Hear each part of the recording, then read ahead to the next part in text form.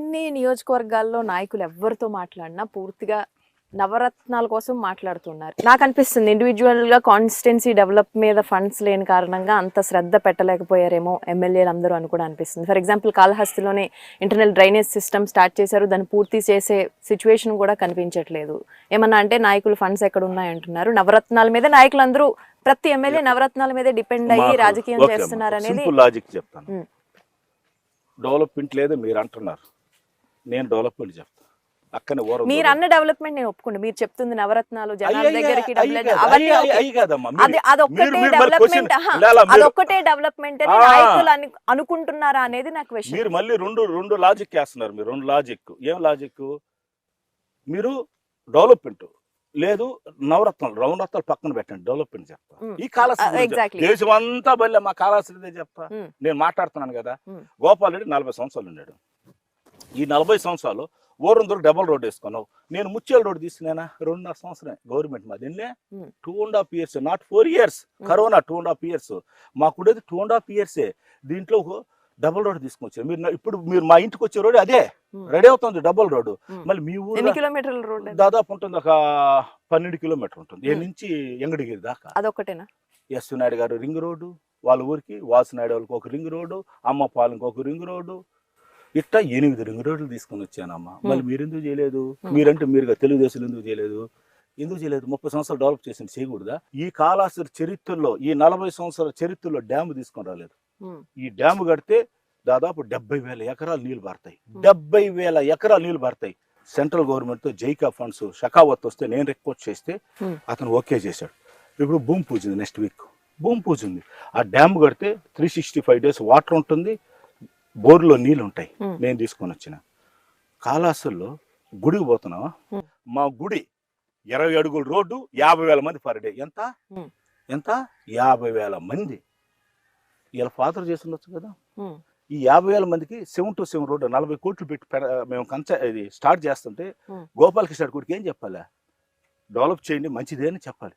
చెయ్యొద్దు అంటే ఇట్లా ఉండదు. నీ ఊరికి డబుల్ రోడ్డు కావాలి, నీ ఊర్లో 500 కుటుంబాలకి డబుల్ రోడ్డు కావాలి.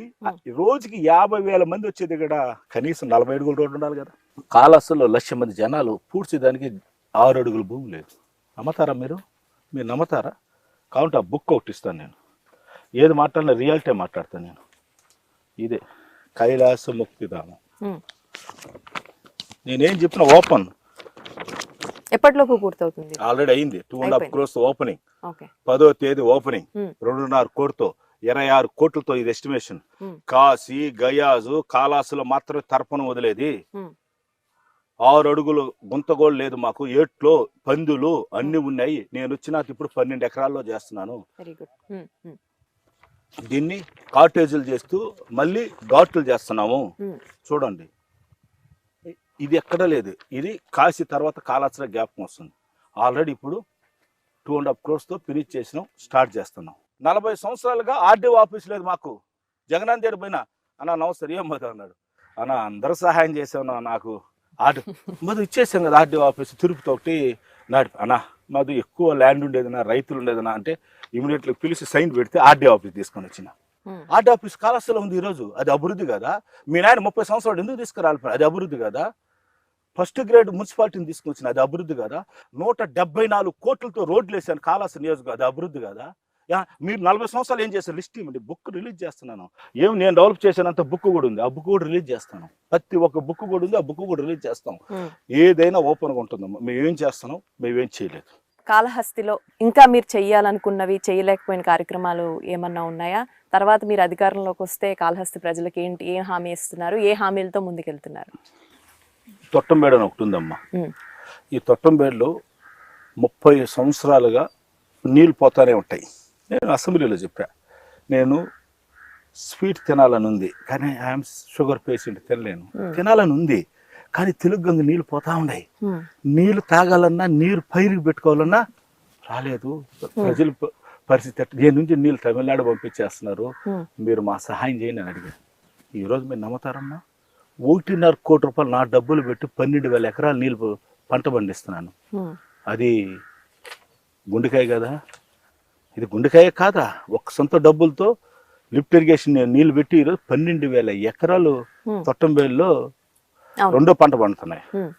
మాకు తెలంగాణకు సంబంధం లేదు. వాళ్ళ రాష్ట్రం వాళ్ళు ఎలా పాలించారో వాళ్ళతో ఎట్ట జరిగిందో మాకు అవసరం లేదు. మేము ప్రజలకి డైరెక్ట్గా పథకాలన్నీ కూడా తీసుకొని పోయి ఈరోజు డెవలప్ చేసినాం. ఇదే బ్యూటిఫికేషన్ కూడా శ్రీకాళహస్తిలో బ్యూటిఫికేషన్ కూడా చూడండి ఎట్లున్నాయి.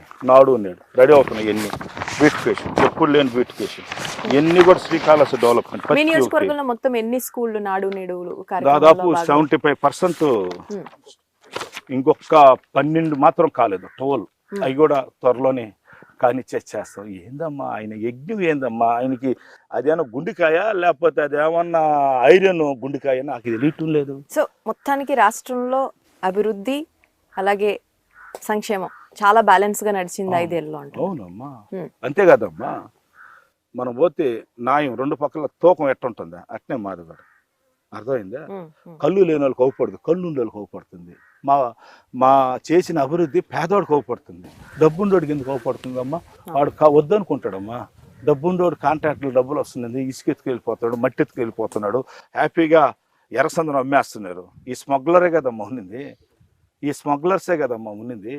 వీళ్ళే కదా